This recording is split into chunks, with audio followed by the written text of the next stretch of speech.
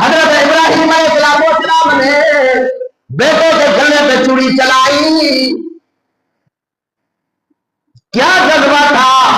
بیٹا بھی قربان ہونے کے لیے تیار ہے اور ابراہیم باپ ہے قربان کرنے کے لیے تیار ہے.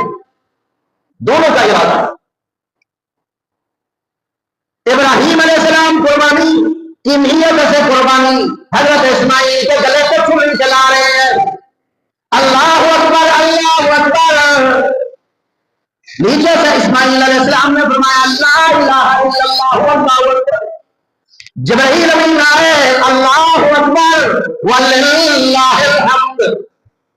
گویا ایام تشریق میں آپ 5 دن ہر نماز کے بعد یہ سنت کو ادا کرتی ہیں بڑی طلب کے ساتھ.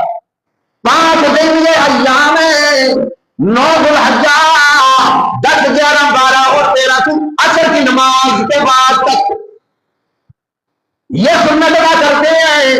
یہ سنت صرف نبی کریم صلی اللہ علیہ وسلم کی سنت نہیں ہے بلکہ حضرت ابراہیم خلیل اللہ کی بھی سنت ہے، حضرت اسماعیل علیہ السلام کی بھی سنت ہے اور سید الملائکہ جبرائیل امین کی بھی سنت ہے. گویا کہ جذبے کے ساتھ یہ قربانی کی ہوئی. بیٹے کے گلے میں چوڑی چلا رہے ہیں اور جذبہ یہ ہے کہ بیٹا اللہ کے ہاں قربان ہو کر قبول ہو جائے ہماری قربانی. اللہ کی طرف سے جنت سے مہنگا آیا. اب قربانی کی آنکھوں سے پٹی ہٹائی تو جانور ذبح. لیکن قربانی کے لیے ذبح کے لیے جب ذبح کیا کیا سمجھ کر کیا؟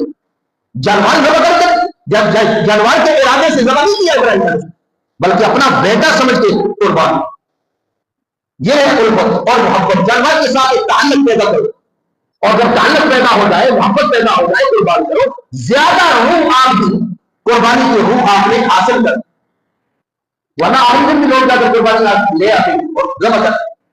تو فرمایا لِكُلِّ أُمَّةٍ جَعَلْنَا